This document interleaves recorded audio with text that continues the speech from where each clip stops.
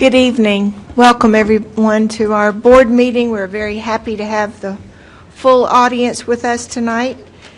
And as always, we would like to begin our time together with a prayer. Ms. Roletter, would you please lead us as we stand?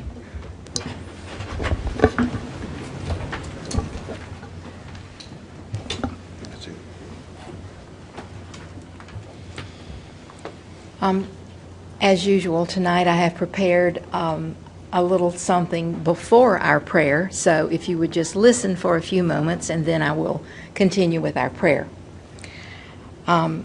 James J. Metcalf, an American poet and teacher, once wrote this poem.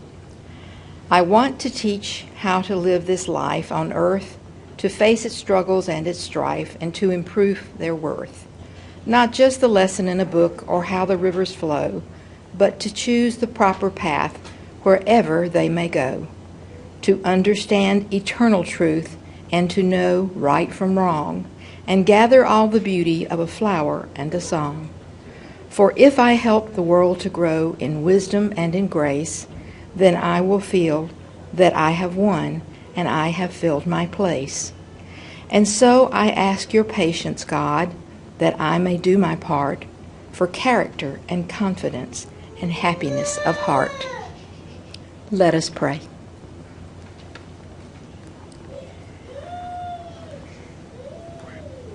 Dear God, thank you for the amazing teachers, administrators, and other staff who have given their lives to serve our children. As they prepare to end this school year, fill them with the strength to lead, the grace to guide, and the hope to thrive in their positions. Bless them beyond measure for their willingness to pour into the next generation through education, and bless this board with your wisdom to serve the children of Greenville County. Amen. Thank you. And as we remain standing, and as a reminder of the outstanding students we serve, I'd like to bring up one of our students to lead us in the Pledge of Allegiance. Tonight we've invited Juan Pablo Hernandez from Chandler Creek Elementary School to lead us. Juan Pablo is Chandler Creek's student body president, a member of the school chorus, and an all-around amazing student. Will you please lead us in the pledge? I pledge allegiance to the flag of the United States of America and to the republic for which it stands, one nation, under God, indivisible, for liberty and justice for all. Thank you very much. Please be seated. I'd like to thank Vice Chairman Bush and Expressions Unlimited for generously donating these beautiful flowers, which always inspire us to do our best work. Thank you very much, Ms. Bush. Tonight we have the special pleasure of hearing a performance by the Chandler Creek Elementary School Chorus, led by Ms. Renessa Fernander. Am I pronouncing your name right, Ms. Fernander?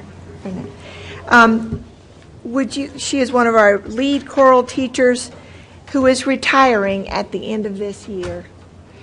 And Ms. Fernander, thank you for your service and for sharing what may be your final performance as a music teacher with us. We are honored to have you and your students with us. Thank you. Now, Ms. Fitzer, is the time for their performance right now to come up? So if you would like to bring them forward, we are prepared to hear you. You didn't hear one of the comments that you're way too young to retire, so I wanted you to know that had been said.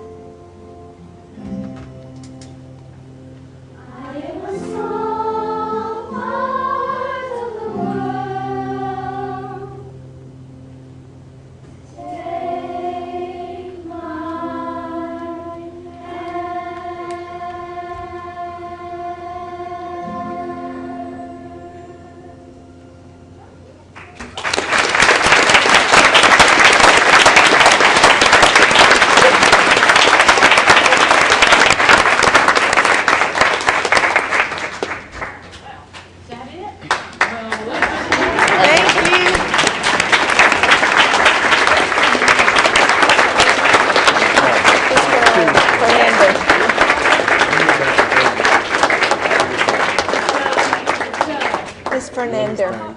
Miss Fernando. Good. I can't believe you're leaving. You're much, much too young. And on behalf of the board and everybody, just want to make sure that you enjoy. And I know there's going to be a lot more coming your way. Another full time at the church. Thank you for being here. Making more money retired this year.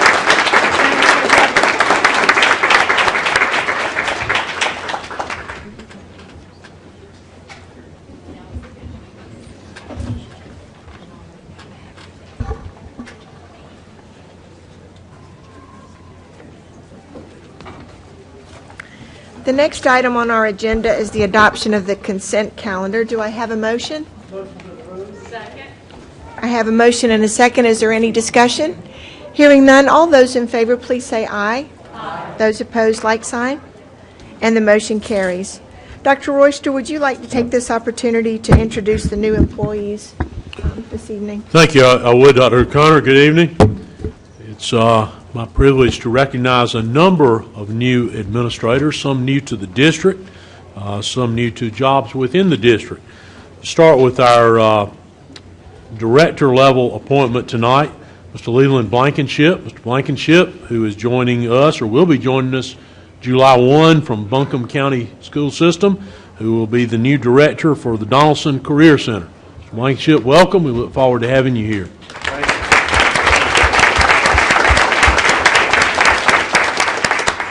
Now we have a number of newly appointed assistant principals. Would ask that each of them stand.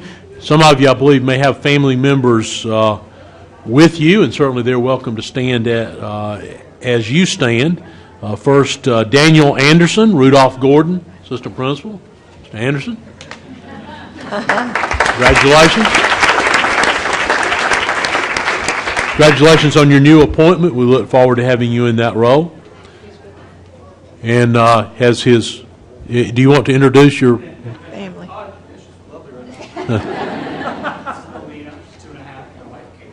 I'm glad to have you with us as well. Nice. Jonathan Duty, Riverside High. Mr. Duty, you have someone with you as well? Welcome to her. Congratulations on your new appointment. We look forward to having you in that leadership role. Daniel Green, Northwest Middle. Mr. Green, you have? Welcome to both of you, and congratulations on your appointment. Sandra Latson, Riverside High School. Sandra, congratulations, and you have your family with you as well?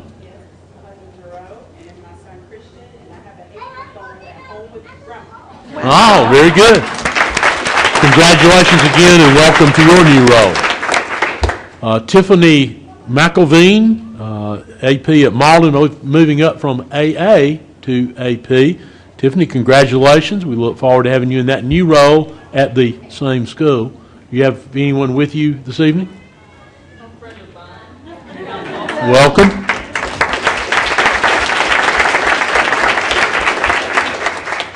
Robert McAllens Jr. Bobby, good. I didn't recognize Robert when I read Robert. Bobby, we're most pleased to have you joining the district, coming to us from Anderson 1 and assistant principal at Woodmont Middle. Congratulations. Do you have anyone with you? By himself. Congratulations again. We look forward to having you here. Jeremy Murphy, assistant principal, Sterling School. Jeremy, congratulations, and I believe you have someone with you as well. Thank you. Yes, this is my wife Jennifer. She teaches in the district, and we weren't brave enough to bring our 5-year-old. Welcome. April Roberts, Pelham Road Elementary Assistant. April, congratulations. Glad to have you here tonight. Do you have anyone with you? My family is attending a chorus concert, and 2 of my sweet colleagues from Sarah Collins. Very good. Nice. Meredith Welch, new assistant principal at Oakview Elementary. Meredith, congratulations. We're glad to have you in that role, and you have representing your family a familiar face. Till Mr. Revis is here supporting you. Ah, okay. Congratulations again. And our final person to recognize, Tanya Woods, Assistant Principal, Woodmont Middle School. Tanya, congratulations. And I believe you have some folks with you as well. Yes, sir. I have my father, Conrad Woods, and my son, Jeffrey Rory. Welcome and congratulations to you. We certainly look forward to each of you assuming your new leadership roles within Greenville County Schools and being a part of the administrative leadership team. Again, congratulations to those of you new to the district. Welcome to the district, and look forward to working with you. Thank you very much. There are no visitors tonight, but before we move to the next item, Ms. Leventis Wells, are there other members in the audience that you would like to introduce for us tonight? Sure, I'd like to introduce all of our administrators from the district. Unfortunately, all of our students have graduated, and they are on holiday for the summer. So thank you, Chairman. Thank you, thank you. Give it just a moment.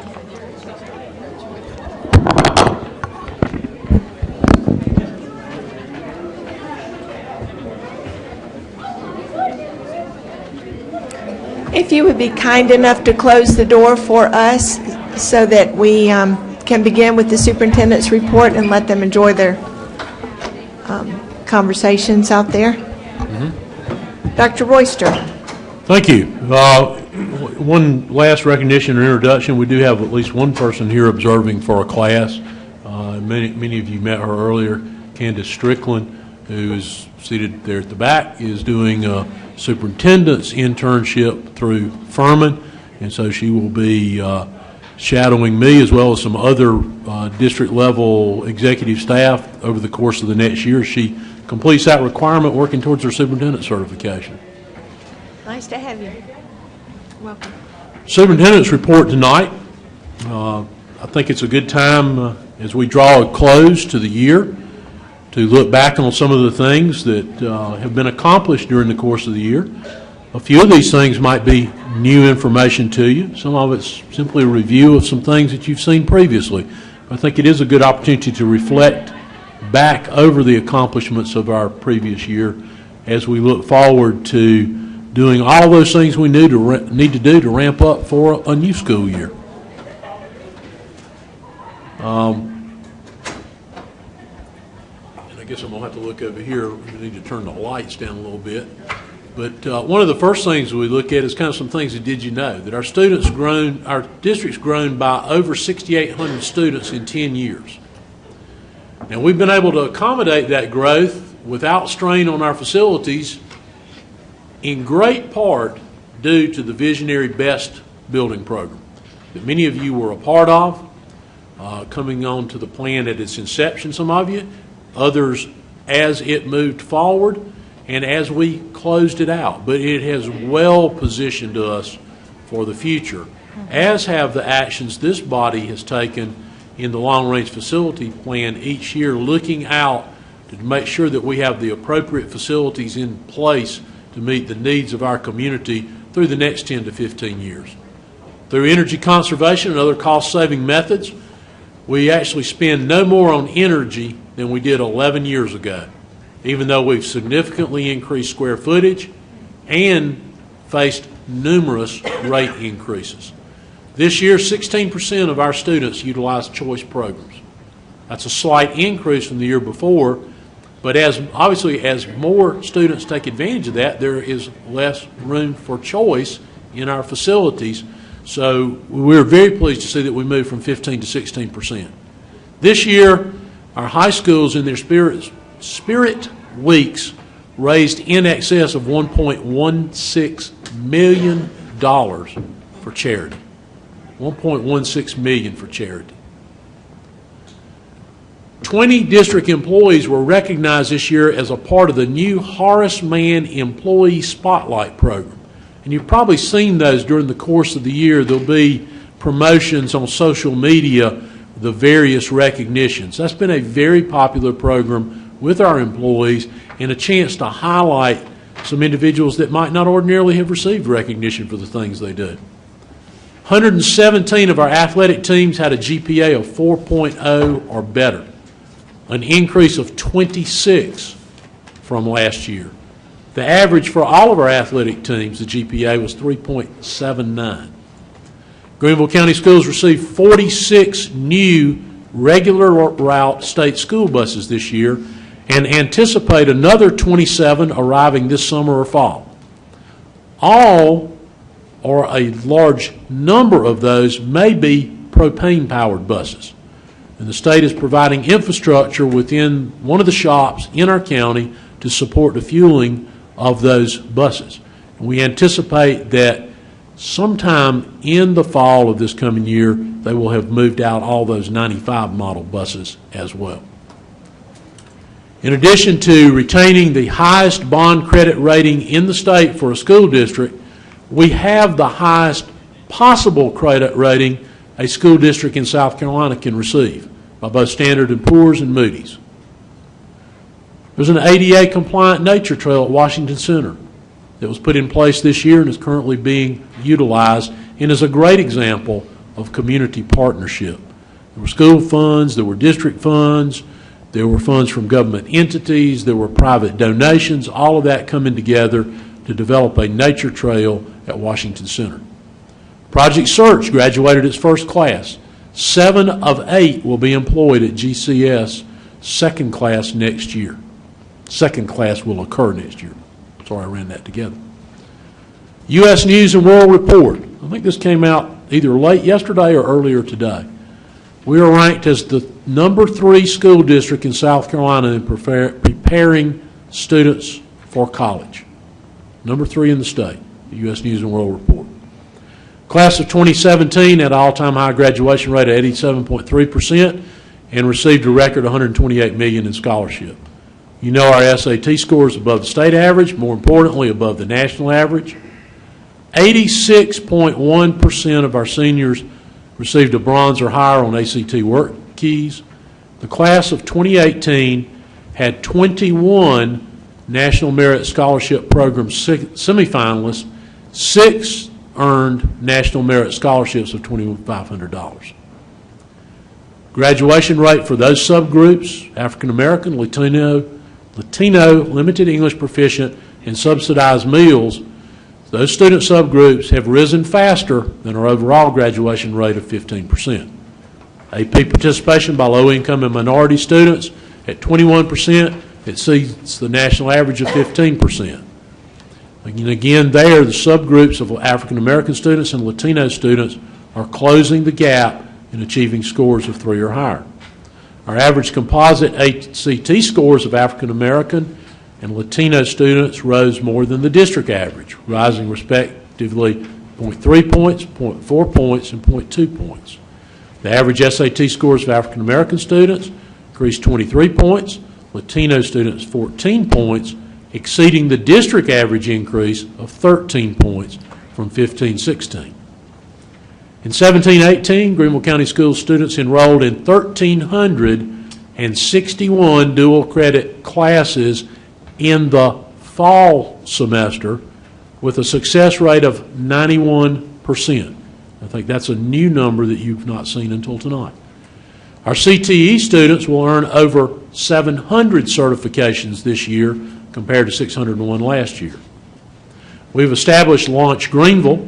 Some of you that had the opportunity to attend the CATE discussion earlier this afternoon may have heard this referenced, which is a partnership with the Greenville Chamber that matches our students with paid internship opportunities.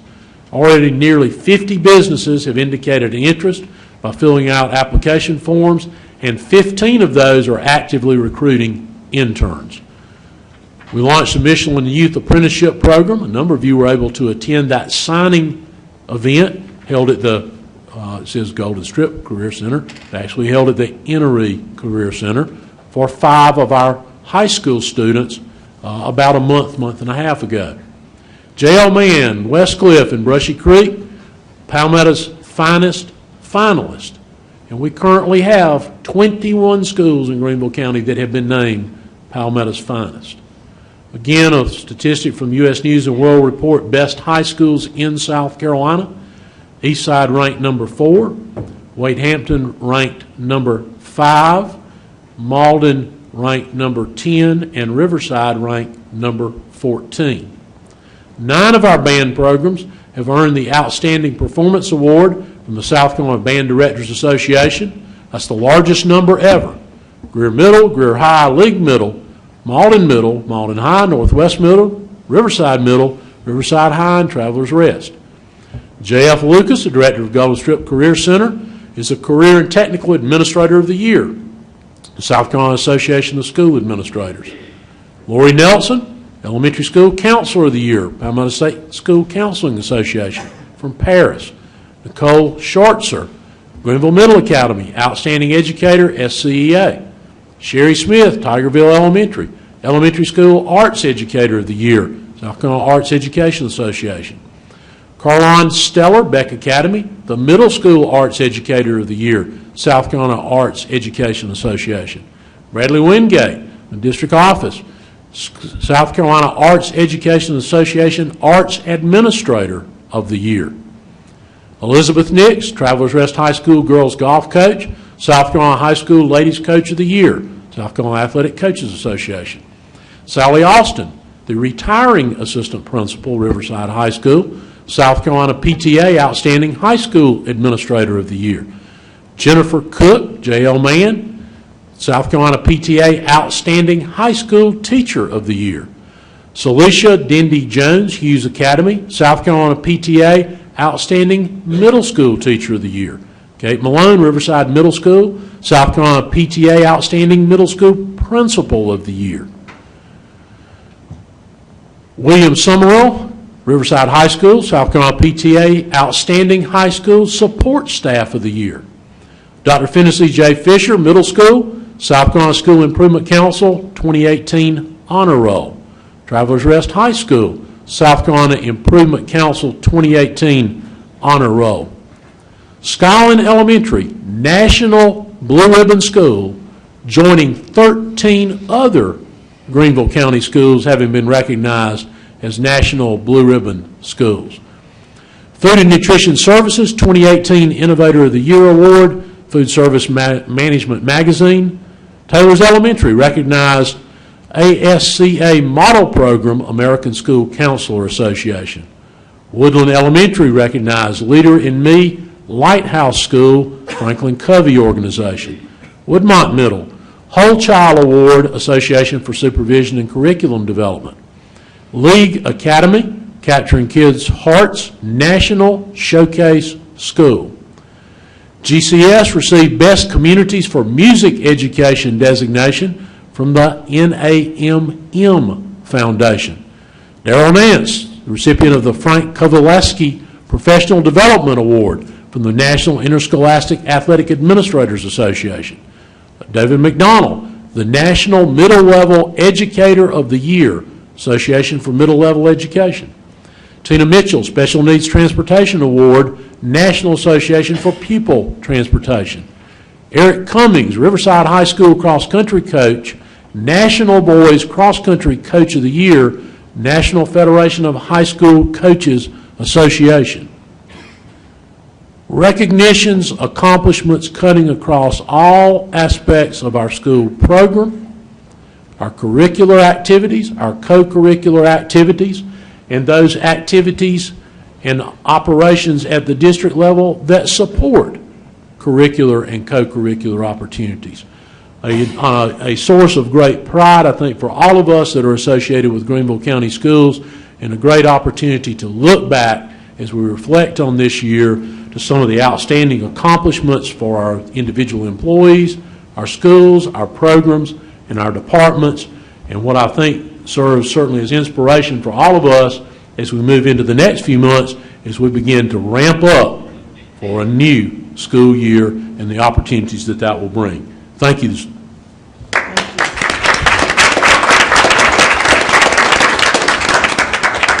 Madam Chair, may I have a moment of personal privilege? Yes, Ms. Rowland.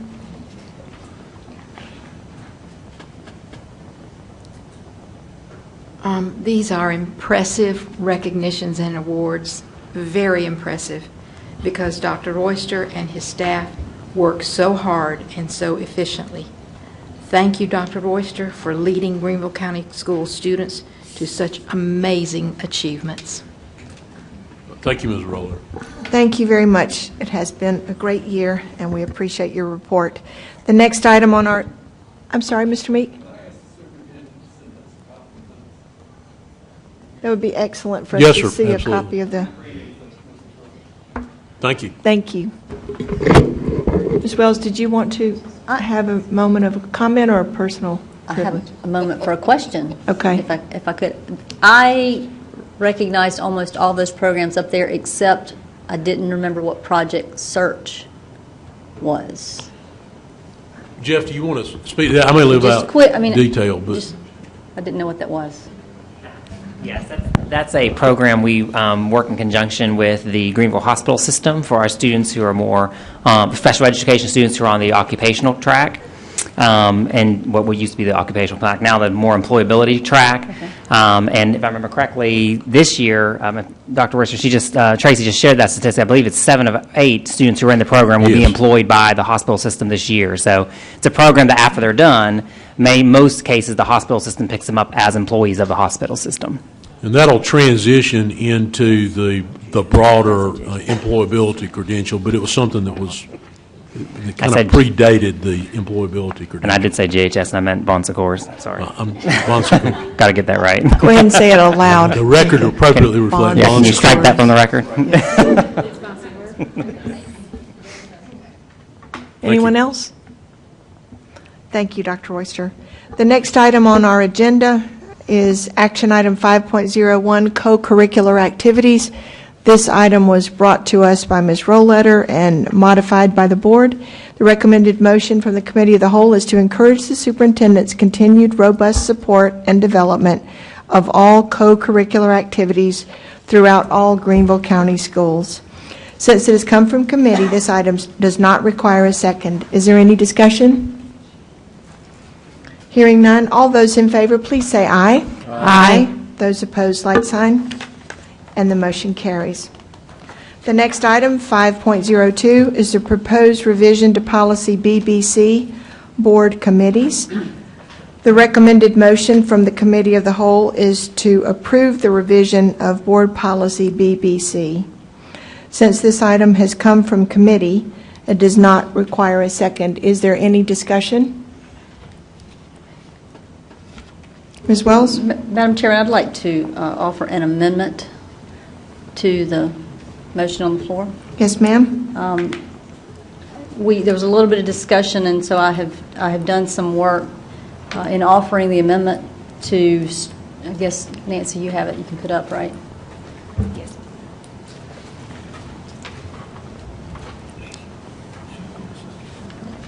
Why is that? Doug said an amendment. Skip to the... Yep, there you go. So the amendment would be to amend the policy to strike the paragraph that's in yellow stricken and insert the paragraph in yellow. Second. Okay, I have a motion and a second to amend by changing the language on the screen, but I would like to ask Ms. Wells to go over the specific meaning of that change. Okay. Because of discussion we had in the committee, and I will be honest, I didn't do a very good job of bringing my thoughts to the committee in a timely fashion, and so the committee was trying to help me get to some language, and we just didn't get there. So when we passed this out of committee, the chairman had said we could do some more work, and it came to the committee of the whole, and I still had not done that work. So what I have done here is tried to take the action of an item that would require a significant amount of time for the superintendent to prepare. If there is such an item that is brought to the superintendent by a board member, the first line is that the superintendent would collaborate with that board member so that if it cannot be brought to the next committee of the whole, that they would work on a timetable that would be amenable to both. But if an agreement could not be reached, then the board member then would have the option to bring that item to the agenda for the committee of the whole so that the board could determine if the superintendent should engage in the necessary preparation. Okay, thank you, Ms. Wells. Mr. Lewis? Thank you, Madam Chairman. I am completely comfortable with the revisions here, and I really appreciate Ms. Wells for working behind the scenes, not only to make sure the language reflected her goals, but that it also reflected the intent of the committee, as well as, I believe, the intent of Mr. Webb and Dr. Royster, although I would defer to them. So I'm happy to support this motion. Thank you very much. And are there any other questions or comments? Ms. Roletter? I just had some language revisions that I can talk to Ms. Fitzer about later. Are those language revisions grammatical or substantive? Because any substantive Grammatical. change, if Ms. Wells, the maker of the motion, does not have a problem with that, or the second, Mr. Wells, then you could change, take any grammatical changes to Mr. Webb. Mr. Meek?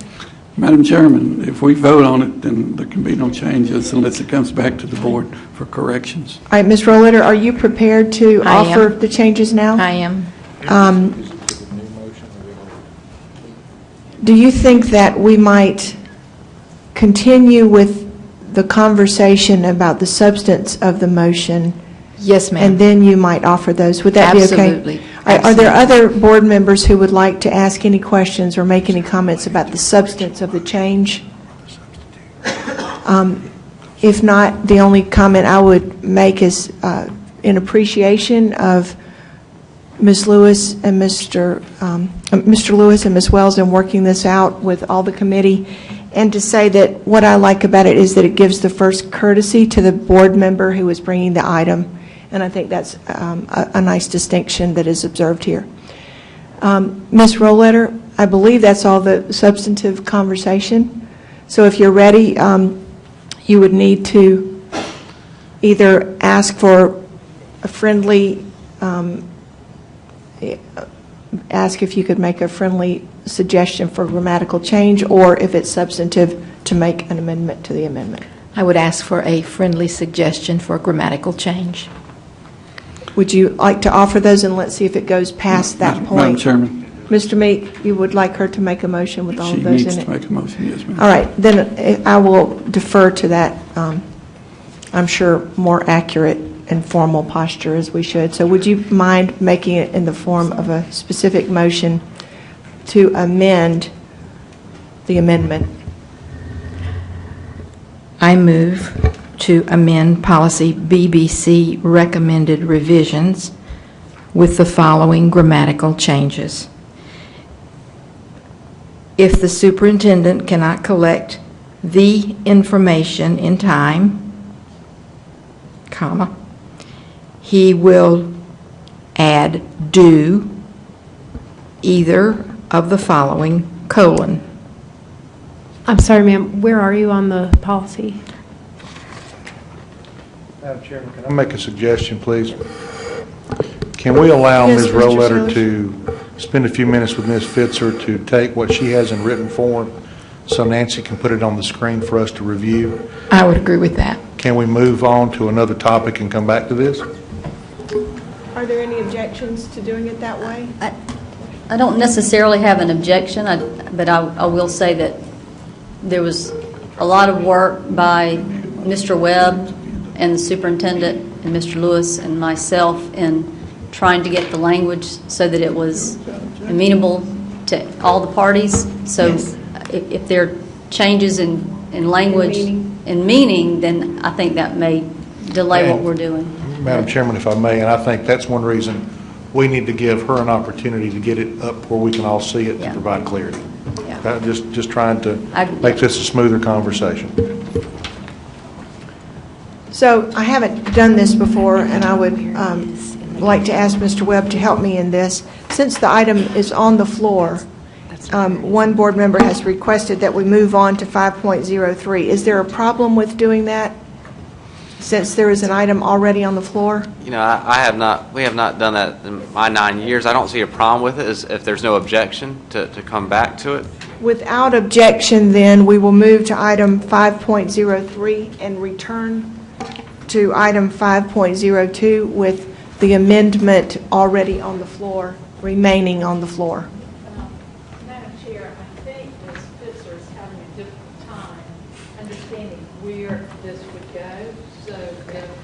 Yes, but they can, I'm assuming that you all are going to... No, she can't. Well, the corrections are to the PowerPoint, so I'm not sure where it is. Exactly. So I think she needs some assistance. Before we move on to the next, somebody... Madam Chairman, just a point of clarification, the information provided on the PowerPoint is not literally the information provided in the motion that's on the screen. So we may be editing information that is not actually in the motion.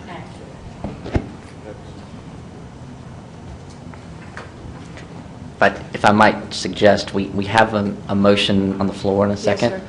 Could we perhaps vote on that motion as it is now as amended, and then we can amend it again if necessary, but that way we don't lose the changes that were made here. That's a good idea. That's a good idea. We have already completed our discussion, so all those in favor of the amendment, please indicate by saying aye. Aye. Those opposed, no. And the motion carries.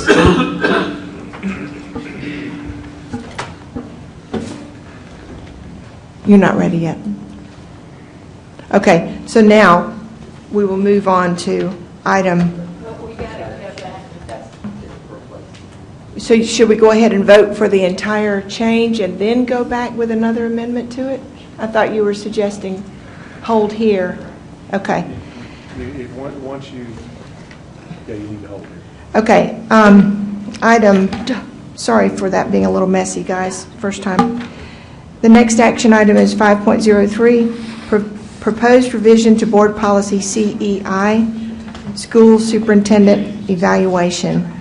The recommended motion from the Committee of the Whole is to approve the revision to Board Policy CEI as presented, effective January 1, 2019.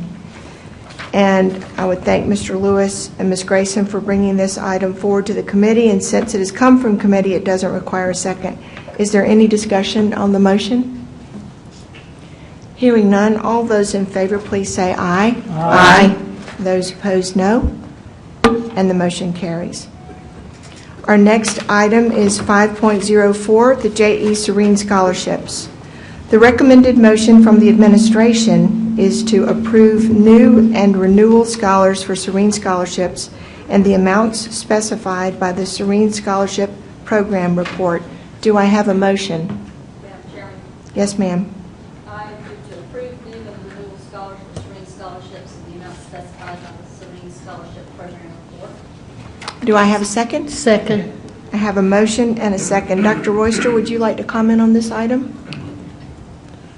Other than if there's any particular question, you have an opportunity there to go into executive session. Mr. Rhodes is, I believe, behind Mr. Webb there, if I spotted him correctly. Okay. But certainly the administration recommends approval of the Serene Scholarships renewal and new scholarships. Okay. Are there any questions or comments by board members? Hearing none, all those in favor, please say aye. Aye. Those opposed, no. And the motion carries. The next item is 5.05, the renewal of a lease agreement between the school district and the City of Greenville, Augusta Circle Elementary School. The recommended motion from the Committee of the Whole is to approve the lease agreement between the school district and the City of Greenville for after-hours use of the playground area located at Augusta Circle Elementary School for a period of 5 years beginning May 2018. This item comes from committee and does not require a second. Is there any discussion on the item? Hearing none, all those in favor, please say aye. Aye. Those opposed, no. And this motion carries. The next item is a recommended motion regarding the renewal of a lease agreement between the school district and the City of Greenville East North Street Academy. The recommended motion from the committee is to approve the lease agreement between the school district and the City of Greenville for after-hours use of playground area located at the East North Street Academy for a period of 5 years beginning May 2018. Since the item is coming from committee, it doesn't require a second. Is there any discussion? Hearing none, all those in favor, please say aye. Aye. Those opposed, like sign. And the motion carries. The next item is 5.07, renewal of lease agreement between the School District of Greenville County and the City of Greenville regarding Sarah Collins Elementary School. The recommended motion from the Committee of the Whole is to approve the lease agreement between the school district and the City of Greenville for after-hours use of the playground area located at Sarah Collins Elementary School for a period of 5 years beginning May 2018. Since the item is coming from committee, it does not require a second. Is there any discussion? Hearing none, all those in favor, please say aye. Aye. Those opposed, no. And the motion carries. The next item, 5.08, is a renewal of the lease agreement between the School District of Greenville County and the City of Greenville regarding Summit Drive Elementary School.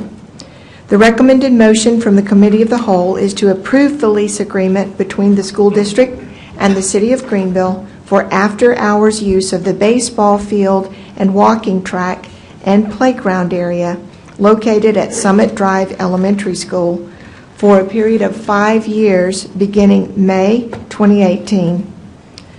Since this item is coming from committee, it does not require a second. Is there any discussion? Hearing none, all those in favor, please say aye. Aye. Those opposed, like sign. And the motion carries. Our next item of business, 5.09, is the audit of student activity funds for the fiscal year ended June 30th, 2017. The recommended motion from Internal Auditing Services is to accept the audit of student activity funds for the fiscal year ended June 30th, 2017. Do I have a motion? Madam Chairman, Ms. Wells? I move to accept the audit of student activity funds for the fiscal year ended June 30th, 2017. Second the motion. I have a motion and a second. Mr. Barber, do you have any comments on this item? Excuse me. I have a presentation if you're... Yes, sir. Okay. Thank you, Madam Chairman. These audits were performed to determine if schools complied with the Student Activity Fund Accounting Handbook and the policies established by the Board of Trustees. Schools were selected based upon established rotation, principal change, and recommendation from the administration. In general, the 21 district locations audited for fiscal year ending June 30th, 2017 complied with the requirements outlined in the Student Activity Fund Accounting Handbook. For fiscal years ending June 30th, 2016 and 2017, we audited 42 and 21 schools and locations respectively. The total number of detected errors decreased from 1,458 for 42 schools audited, or an average of 35 errors per school, to 636 for 21 schools audited, or an average of 30 errors. The total number of significant observations also decreased from 495 for 42 schools audited, for an average of 12, to 200 for 21 schools audited, for an average of 10. Let's highlight some of the schools' audit information. Of the 21 locations audited, A.J. Wittenberg's audit was the only audit that resulted in 0 audit errors. Very commendable. 5 schools' audits resulted in only 1 to 10 audit errors, and these schools are Buena Vista Elementary with 10, Monteview Elementary with 5, Hughes Academy with 1, Woodmont Middle with 1, and West Greenville with 7. 4 schools were audited during both fiscal years. 3 of these 4 schools made significant improvements in 2017, and those schools are as follows: Buena Vista had 20 errors and reduced it to 10. Woodland Elementary went from 90 errors to 35. Hughes Academy went from 15 to 1. 6 schools accounted for approximately 59% of the total errors, and these schools are Bryson Elementary with 47, Chandler Creek Elementary with 40, Bryson Middle with 54, Greer Middle with 146, Wade Hampton High with 44, and Greenview Child Development Center with 44. We've also provided a graph on page 5. The graph shows observations as a percentage of sample size. We've also provided 2 charts disclosing the summary of observations of items appearing on each audit report on pages 3 and 4 and also on pages 6 through 11. These summaries list each observation and the related school cited. On page 60, we provided a statement of cash position for each school audited. We are presenting this audit for your acceptance. Madam Chairman, this concludes my presentation. I'll be happy to address any questions. Thank you very much, Mr. Barber. Are there questions by board members? Mr. Lewis? Mr. Barber, could you explain to me on the chart, the statement of cash position, the columns, the heading on the column says balance less commitments. Yes. Are we to read then that the funds below that are unrestricted funds? Is there a difference between a commitment and restricted funds? The commitments are any liabilities or any outstanding obligations that they had at June 30th at the end of the year, so that would be 2017. So Okay. whatever their cash balance was, less whatever they may have purchased but they had not paid yet, so we reduced that down. Okay. So do you read that then to be that A.J. Wittenberg, for example, had $230,760 in funds that are unrestricted and could be used for any purpose, or does that also include those funds where we've brought it in for a specific reason and it can only be spent in that area? Are they all? These are local funds, so that for their local funds, yes, that would be correct. That those are funds that are available to the school to purchase items or whatever they might need. Does Dr. Ross or Mr. Natsu? Yes, sir. Mr. Lewis, the funds collected by the schools, in some cases some schools may have 70 to 80 different accounts where they're collected for those programs, those activities. And generally those funds stay in those accounts for those activities. I know the high schools may have some general accounts, such as when they collect parking fees from the students that can be used to help fund other items. Generally at the elementary schools, they don't have those kind of flexible items. So we, based on the guidelines of the cash or donations received for the programs, to stay within those programs for that purpose. So, if I might, because I think Mr. Barber gave an auditor answer and Mr. Knotts gave a CPA answer. I want to try to translate it because it was to kind of what I was looking for. And I believe, Mr. Barber, Mr. Knotts, those numbers that you see there are uncommitted only in the fact that they haven't actually initiated a purchase committing those funds. There are a mix of restricted and unrestricted funds. Okay. So where... Is that correct, Mr. Knotts? Thank you. So, and I thought I remembered that from discussions in the past, that some of these dollars were collected for a specific reason and are being held for that specific purpose, and some like parking fees are much more flexible in how they can be spent.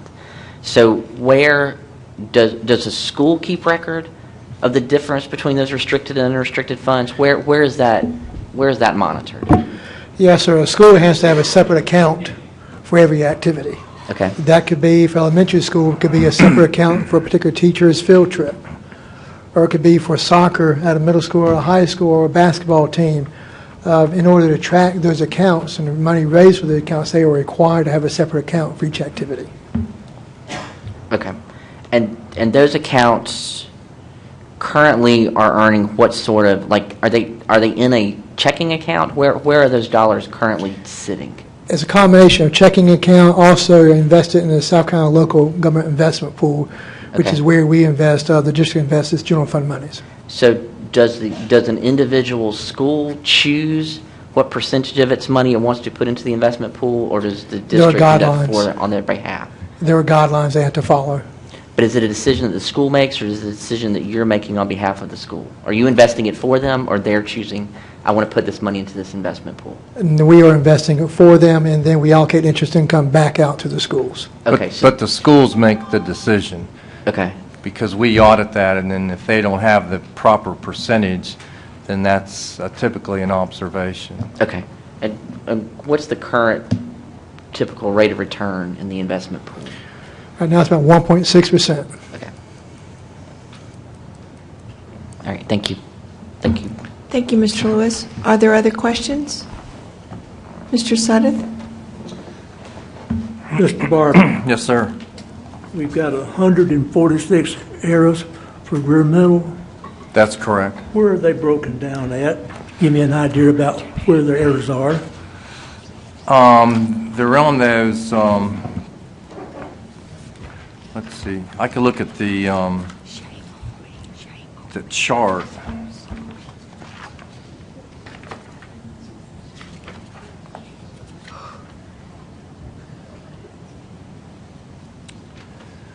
Let's see, there were 9 receipts posted to an incorrect account.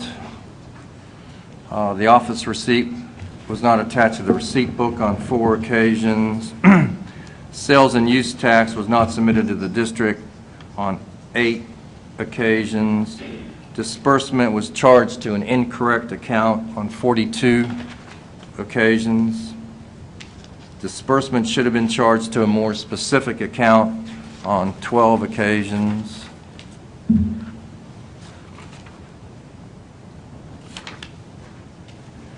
And the purchase order was not dated by the principal on 11 occasions. And that pretty much. Can you help me out, Mr. Barber? I'm looking at page 3. I'm also looking at page 6. Well, you can look at, I don't know if you On page 3, can. it's got a total of 94. I can give you the actual report. Might be easier. Instead of looking at that.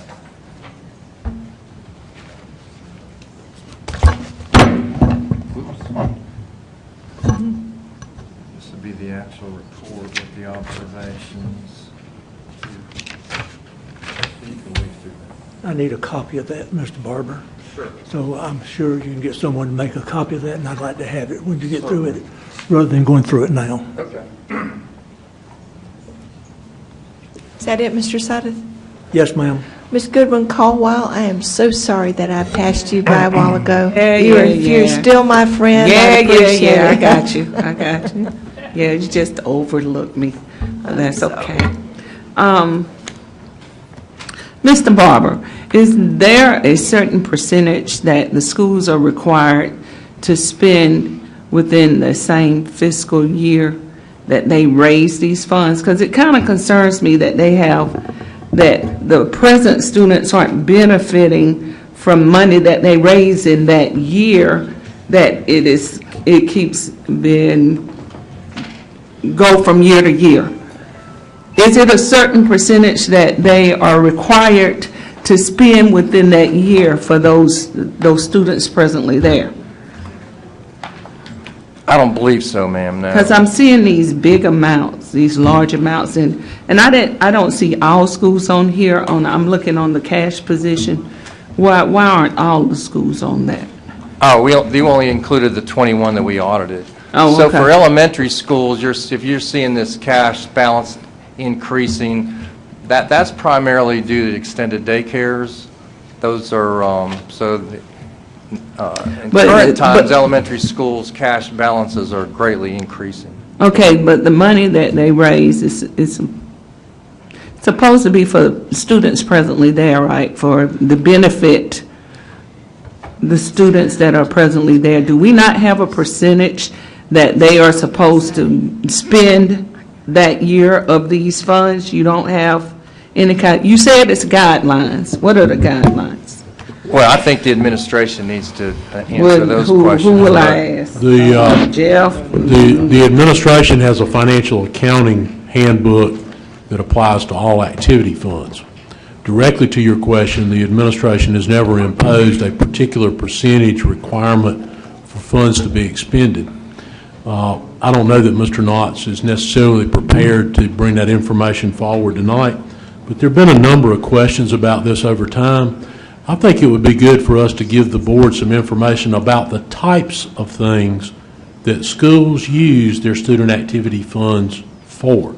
For example, they may have to save several years for a large expenditure. For example, replacing their football uniforms, which could be tens of thousands of dollars at a high school. Some of the elementary schools take field trips to Barrier Island, to Washington, D.C., which might be $30,000, $40,000, $50,000 field trips. I think it would provide some clarity to the board to have some examples of the types of things at each level that schools expend those funds for. And I'll be glad to send that to the board, and that might generate some other questions that you might have.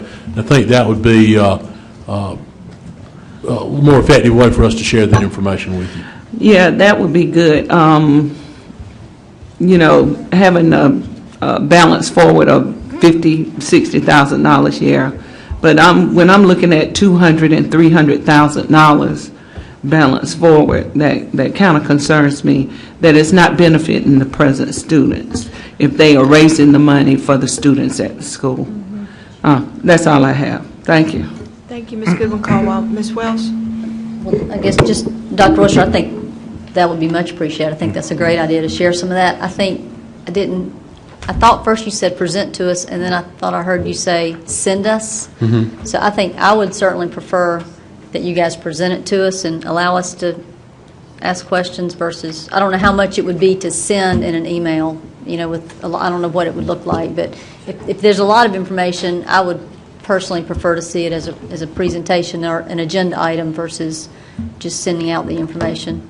But that's just a little input. And the reason I offered to send it, I think that gives you an opportunity to review it and ask us specific questions. Okay. Because there would likely be information in there that we wouldn't be able to tell you why a particular school chose to do this or chose to do that. That's generally things only the principal might answer.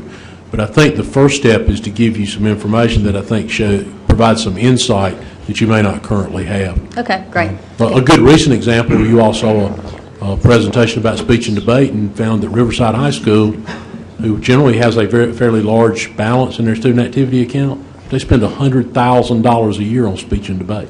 Right. So I think there's some things like that that will shed some light on the student activity funds. Thanks for that clarification. And thank you. Perhaps based on the question that we got after we received that, Ms. Wells, you might decide if you want to focus on a certain area, you could bring it back to the next CAL for further discussion at that time, if that would be helpful.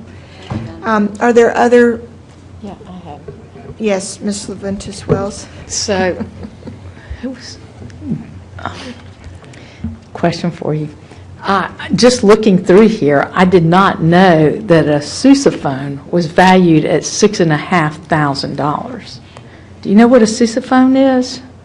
It's an instrument. Yes. I know that. And how much? $6,500. I'm looking at this one sousaphone valued at $6,500 and 6 trumpets valued at $635. Each were not included in the fixed. That's on page 52. So I was shocked to think that such an instrument would cost that much. But if we are thinking about buying another, Ms. Bush found one on Amazon for $2,500. That could save the difference. And she would get shipping free, and that would save us about $4,000. So for a sousaphone. So add some repair money in there too. Yeah. So I'm just amazed at some of these things that you have in your report. So it's very enlightening and very educating. So thank you for your presentation. I don't think Mr. Barber uses a depreciated value. I believe you use the original purchase value. That's that was purchased. So we looked. That's part of the audit program that we looked to see anything that was purchased that was a large sum of money. We make sure that it hits the fixed asset system. So that was a new purchase. Yes, sir. So we didn't buy it. Apparently, we didn't get it used. Or off Amazon. Yeah, or off Amazon. Are there any other questions by board members? I just had one, Mr. Barber, if I may. When you have findings in the high numbers, 40s, 50s, is there something special that we do to follow up with those that have a particularly high number of findings? We probably include them in the next audit for the next fiscal year. We meet with them. We go over all the observations. The administration may also meet with them. So we try to teach them what they did wrong. It may be a new bookkeeper, so we try to tell them, you can't. You made this mistake. So it's more of our exit conference is more of an educational than to tell them all the things they did wrong. We try to tell them how to fix it. So everybody's trying to, and I think they have some training in the summertime for bookkeepers and so forth. So, but if it has a large number of observations, we're probably going to look at them again next year. Thank you. That's a good answer and helpful to know it's not just forgotten there, and that you're trying to provide education for them as part of your work. From the administration standpoint, they often require attendance at training sessions for bookkeepers. If there are an egregious number of findings that may influence and be included in the principal's evaluation. But the important thing, and we were doing this, I think, for a while, we probably need to make sure that we're doing this a little more consistently. We need to give you context for the number. 40 observations in 4,000 transactions, not a large number. 40 observations in 400 transactions is a large number. So some of that's having the context of it as well, which isn't always in the audit report. Okay, thank you. The next item, sorry, do we have but we need to vote on that. Are there further questions, Mr. Sadeth? Mr. Barber, Yes, sir. on page 12, we got 2 scope limitations. One was an outside organization did not send the requested information regarding checks written to the schools. For these receipts, we're unable to verify. Correct. Were why was the reason we didn't send this? They didn't give us one. We asked on numerous occasions if they would provide us with the information that they sent to the school, and we were not able to obtain that information.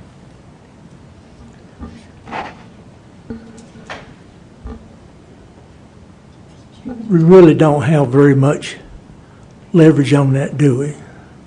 No, sir. No, we asked for their cooperation, and most of them we get cooperation from them.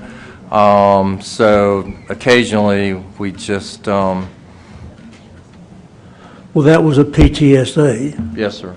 And the other one we got here, that's from a bank. Right, that's deposits right. made by the school, we're unable to verify the amounts from the source, which is the banking facility. Correct. And so, how many times do we request that from them? That's a new procedure that we initially started to try to look at information. We're auditing now information that's not a part of the school records, so that's some new things that we're doing now. For instance, we're asking for PTAs and booster clubs and pitcher commissions. We're asking for those vendors to send us these invoices or send us the checks that they sent to school, and then we trace them into their books to make sure that they actually receive them. So that's something that we just started new recently within the last couple of years. I understand these are all school related, but what about the business here, the bank? When we ask them, does that fall under the same scope as the other identities do? I'm just trying to understand why we got a banking facility. Yeah, I mean, that doesn't happen too often. Normally, the banks cooperate with us, so I'm not really sure why. Okay. That's all I have. Thank you. Thank you, Mr. Suddeth. If there are no other questions by board members, we're prepared for the vote. All those in favor, please say aye. Aye. Those opposed, no. And the motion carries. The next item on our agenda is 5.10, audit of extracurricular activities for the period September 2016 through April 2017. The recommended motion from Internal Auditing Services is to accept the audit of extracurricular events for the period September 2016 through April 2018. Do I have a motion? So moved. I have a motion. Do I have a second? I have a motion and a second. Is there, Mr. Barber, do you have any presentation or comments on this item? Yes, ma'am. Thank you, Madam Chairman. We performed this audit to ensure that various extracurricular events were handled in accordance with Student Activity Fund procedures. The Student Activity Fund handbook requires that all activities that involve students, faculty, and school facilities for which a fee admission is charged to be controlled by the use of serially numbered tickets. Specific guidelines are outlined in the handbook for collecting, reconciling, recording, and receipting of funds collected at these events. In addition, there are specific guidelines regarding the safeguarding and controlling of tickets. The scope of this project included reviewing gate procedures, cash collections, and ticket reconciliations, ticket logs, receipts and deposits, and internal controls. Based on our audits of extracurricular events, there were no material exceptions noted regarding the collection, reconciliation, recording, and receipting of funds from these events. We're presenting this audit report for your acceptance. This concludes my presentation of this audit report. Madam Chairman, I'll be happy to address any questions. Thank you, Mr. Barber. Are there any questions by board members? Mr. Suddeth? I see, Mr. Barber, we've got the locations, the events, but we don't have a breakdown of it. For example, I'm looking at Greer High varsity football, and I look at the next page you've got, you just says it was conducted with according to accepted auditing standards, and it based on the audits of the extracurricular events, there are no material exceptions noted. Yes, sir. So are we saying that that was without significant error? That's correct.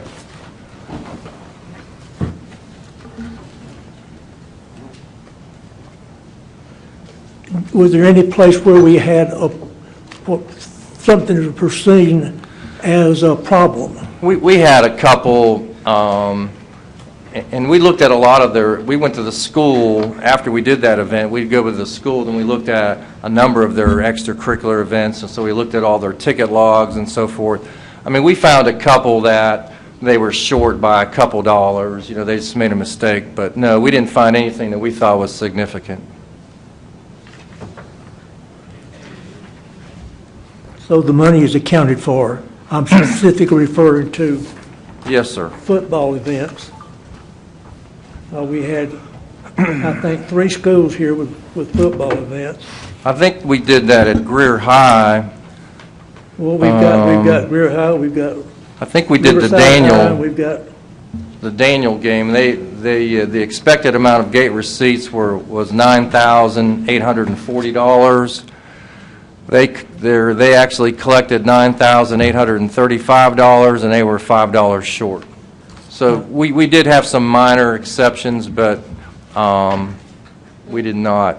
How extent did these investigations go? When I'm talking about Greer High, I'm talking about a football game, or all football games, or all home football games, all playoff games? We randomly selected a number of them. We did 8 different events. We did volleyball, we did basketball, wrestling. I see the events, Mr. Barber. What I'm asking for is you take that specific event, like we have here for a varsity football at Greer High. Is that one football game? Is that all home football games? That was one football game.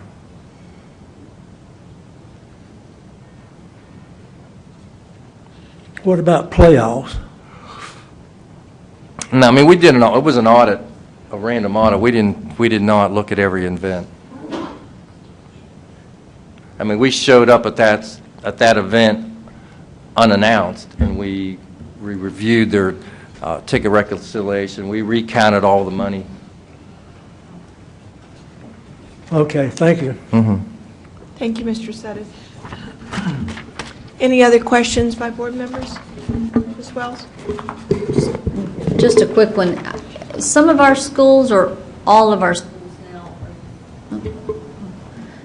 are using outside services. Is that right? So I've been to a couple of games where it appears they're using people that aren't teachers and aren't volunteers. It's a mix. Some of them use event service. I think there may be a few that are using contract security service for that purpose, and then some still use their own employees. So it's a mix. Okay, so if they're using an event services, are they still, how does that work? What's the arrangement there? Are they still following our guidelines, or do they have their own guidelines? They would have to follow our guidelines.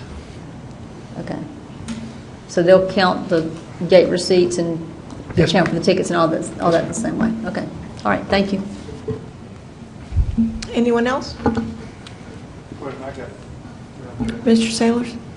Clarification, Rick, when you were talking about paying, for the lack of a better phrase, surprise visits on the nights of the games and checking the receipts, Mr. Suddeth asked about the playoffs. Did you also do that during playoff season? No, sir. Okay, because that's operated by the high school league, am I correct? The school still compiles a deposit. They have to compile a report to the high school league, and they divvy up the total gate with the other team. Fine, thank you. Anyone else? Okay, hearing no further questions. Madam Chairman, Yes, sir, Mr. could Meek. you tell us what the motion is? The only thing I heard was so moved. I don't know what that motion is. The motion from Internal Auditing Services to accept the audit of extracurricular activities for the period September 2016 through April 2018. Thank you. All those in favor of the motion, please say aye. Aye. Those opposed, like sign. And the motion carries. Our next item of business is 6.01, Internal Auditing Services Project Status. I'm sorry. Before you leave action items, can we go back to 5.02? Thank you. Let's return to 5.02. I may understand that there is a withdrawal. Is that accurate, Ms. Rollletter? That is correct. It appears that my suggestions have inadvertently changed the actual intent of the amendment, and I withhold that amendment. I would ask that the administration please ensure that the changes are grammatically correct. Okay. We have already accepted the amendment, and so we're back to the motion as amended. If there is no further discussion, all those in favor of the item as amended, please indicate by saying aye. Aye. Those opposed, like sign. And the motion carries. Thank you. And Mr. Lewis, thank you for concluding the work of the committee. And Mr. Webb, thank you for all your help. Now, where were we? Next item is 6.01, Internal Auditing Services Project Status Report for information only. Mr. Barber. Thank you, Madam Chairman. We are presenting our status report for your review. It lists the projects that we're working on and the percentage of completion. I'll be happy to answer any questions.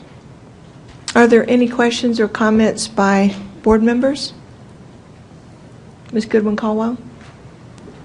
Mr. Barber, I'm glad to see that the payroll audit has finally been completed for 2015. Were there any findings? We have two preliminary observations. Yes, ma'am. We were having an exit conference on that particular project Thursday of this week. Okay. All right. Thank you. That's all I have. Okay, any other questions or comments by this board? Okay, thank you very much, Mr. Barber. We appreciate your reports and information tonight. Thank you. Our next agenda item is committee liaison reports. I'm not aware of any updates by any committee chairs tonight. Is that correct, Mr. Lewis? You have something? Madam Chair, just as a formality, I just wanted to, first I want to say thank you to the BBC committee members, because I believe this would constitute our final report and Yes, would sir. dissolve that committee at your discretion. But Yes, sir. I Thank just you. want to say thank you to Ms. Morrison-Fair, Ms. Grayson, Ms. Wells, and Mr. Meek for serving on that committee, and to Mr. Webb for getting us from November to here. Yes. Duly thanked, all of you, very much for that, and for the support Mr. Webb provided. Thank you, Mr. Lewis. You are formally dismissed from that responsibility.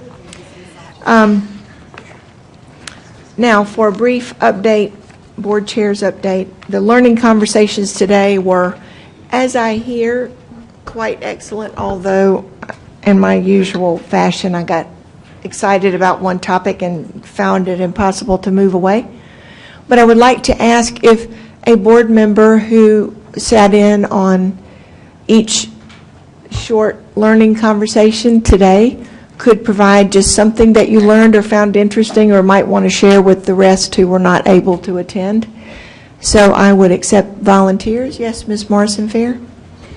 I don't know about adding anything where people were not able to attend, maybe a few things, but I want to say that I really appreciate the staff taking their time and willingness to speak with us, and especially to make sure that we understood what goes on behind the scenes and how much time you take to really make Greenville County School District one of the best in the state of South Carolina. Really appreciate that. And since you are, you were with me for part of the time in the foreign language small group, maybe you could just share a couple of the comments you made in there that I think were very helpful to the staff as well in hearing your perspective from your prior experience. Well, of course, foreign language is at the heart of Dr. O'Connor's. She really believes in it, and so do I. And so we had a really neat discussion with the people who represented the foreign language group, and to give students an opportunity to be exposed to foreign languages is part of the vision of Greenville County, at least in that discussion that we had, and I appreciate all the efforts that go on behind the scenes. I even learned a lot of things about taking foreign language courses during the summer and how it will affect students, and a lot about the IB program. So I think that foreign language is the next step in the push toward G+. I feel like students deserve to be trained to compete in a global economy and not just in the state of South Carolina. So I had a good discussion, good information, and I hope we move toward that in the future. Thanks so much. Thank you, Ms. Morrison-Fair, and thank you to Debbie Carrero and to Jeff McCoy for their insights and shared conversation with us. Could I get a volunteer from either of the other committees to share any perspective that you might have from that? Sure. Ms. Wells. This has to do with Betty Farley. One thing I learned 11 and a half years ago when I first got on the board is I didn't know there was a waiting list for Wade Hampton, and I told someone, sure, I could get their son in. And and I called Ms. Farley, and of course I did not really have any interaction with Betty before that time. And she said to me, well, if you want to be on the front page of the Greenville News because you're using your authority, I'll be glad to be this, but I just want you to know. And I said,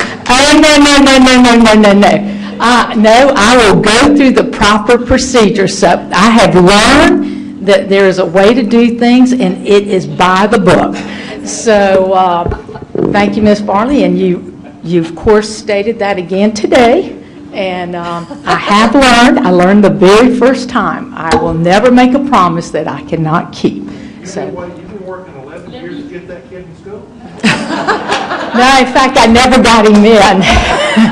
Unfortunately, he was a judge too. Oh, that's too bad. But it was good fun. Everybody's lines are drawn differently, and there are different island pockets and things, and it was very informative. And Betty and her staff do an excellent job, and I appreciate all that they do in our district. There's a lot to cover and a lot of schools involved. So thank you. Thank you. And would anyone like to add it, Ms. Wells? Thankfully, I learned before I got on the board how to work with Betty Farley. But she endeared herself to me because she helped me get my child into Fort Shoals, even though it was last-minute scrambling. So I always use that. She did.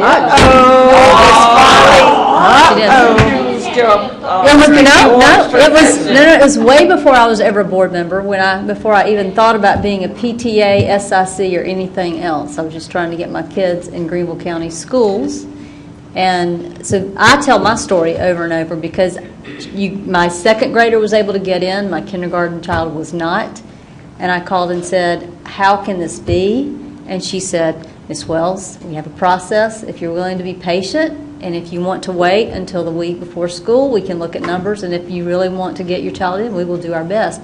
And sure enough, the Friday before the Tuesday to meet the teacher, she called me and said, we have a slot, and your child can go to Fort Shoals. And so I get calls, got a call this week about somebody saying, how do I do this? And I say, you call Planning and Demographics, you call Betty Farley, they'll figure it all out for you and help you figure out a solution. So I did not need to learn that because I learned that a long time ago. So I appreciate that. I will say in CTE, I was excited to hear, and I think it was a teaser from Scott Reimer about a dashboard that they are setting up to help us keep up with where we are with G+. I won't get all that exactly right, but I'm really excited that they're really tracking the college and career readiness and have this really neat way to work with the principals, I guess, so that they can track that and see what their schools are doing and see how they're stacking up with other schools. So that was something I learned about today, and I look forward to hearing more about that. So thank you, Mr. Reimer, for that. Great. Anyone else? I just want to say that I appreciate Dr. Royster's willingness to put staff time to devote to the requests that board members had, and to say thank you to the board members for coming up with some excellent ideas and choices for the small group discussions that we did a couple of months ago and then again today. And I think there's a reason they're called shared learning conversations, because board members have a lot to contribute to the conversations as well. And I think it's just a really healthy interaction that helps us advance the ball on our shared vision. Mr. Lewis made the comment last time that we had spent 20 hours of work as a board in shaping the comprehensive ed plan. And I was kind of surprised to hear that number, actually, and glad that you calculated it and said it. But it made me think that to say thank you for all the hours outside the 20 that each of you spent in getting ready to do good work in the 20 formal hours that we spent together, and just what an incredible accomplishment it is now, thanks to Terry and the superintendent and the staff and the board for an incredible piece of work that we completed together here this month of May. And I believe that those were the comments that kind of brought us up to date for that. So our final item tonight is our monthly financial report. Dr. Royster? Thank you, Dr. O'Connor. I don't believe Mr. Knox has a formal presentation that last night would have eclipsed anything that he might do tonight. We got the opportunity to talk about the coming fiscal year budget. Do you have any particular item to point out to the board, Mr. Knox? Yes, sir, I've been informed that my stepdaughter's gone into labor, so I may be a granddad for the second time. We'll see. Congratulations. But I'm with that, surprised you're still sitting there. Yeah. I'm getting kind of nervous. But with that being said, I'm available to answer questions. Boring. Mr. Lewis? Just two questions, and then we'll make them quick. So at this time of the year, we are typically at about 75% of our expenses because these budgets are showing us as of March 31st. There are a couple of places where it looks like we're over that, and I just wanted to see if you could give some information on that. So one is in the fans budget, in the equipment line. They had a budget of $850,000, and their actual is $969. I know at one point we had talked about fans needing to spend some money on equipment. Is that what's happening here? Is this replacement? Yes, so that would reflect a combination of our planned equipment expenditures, of replacement equipment, and then any equipment that has failed has reached its life cycle and replacing those items. So this was anticipated overages that are coming out of? Yes, sir. It may not be anticipated to overspend the budget, but there might have been some items that just failed and we could not repair them sufficiently. Okay. The other one I had just a few questions about was the board expenditure report. So if you look at the board expenses, there are a couple of places where we have an amount budgeted, and the amount we've spent to date is over that amount. One of them is employee and community relations. We budgeted $6,680, and we've spent $10,654. Can you or somebody explain what that is? Yes, sir. I believe some of that is due to providing meals to the board. I can check into the details of that. Traditionally, the board is well within is maybe 1% within its budget. Mm-hmm. So you're looking in good shape at this point. So it just surprises me when I look at nearly every other department is about 75%, but we're actually closer to about 95% of our expenses at this Yes, point. sir. I'm sorry. You have to look at the type of expenses you incur. Sometimes just because you're 75% within the school year, you may actually incur some expenses in the middle of the school year with the bulk of those items or the activities may incur and not necessarily be spread out during the course of the year. Okay, so you don't have concerns that the Board of Trustees expenditures are ahead of where they should be at this time of the year? That is correct. Okay, thank you. Okay. Mrs. Leventis Wells? I have no questions. He asked one of them. Okay. Any other questions by board members? Hearing none. Mr. Meek? Madam Chairman, I'll make a motion to adjourn. Second. I have a motion and a second to adjourn. Mr. Suddeth? Before we adjourn, we've got a conference or an event that we're going to Friday night at Bond Secured. Do we need a pass for that parking lot? Thursday night, I believe, Mr. Sutton. Thursday night, retirement dinner. No, I'm talking about the completer system. Oh, next Friday, next Thursday, I believe, the career completer program. Whenever it is, well, we're going. If we could ask if there are going to be passes. I don't see him out there. We'll get that. We'll get that to you and let you know. Okay. Okay. Thank you. Yes, sir. Hearing no other discussion, all those in favor of adjournment, please say aye. Aye. Those opposed, no. And we are adjourned. Thank you.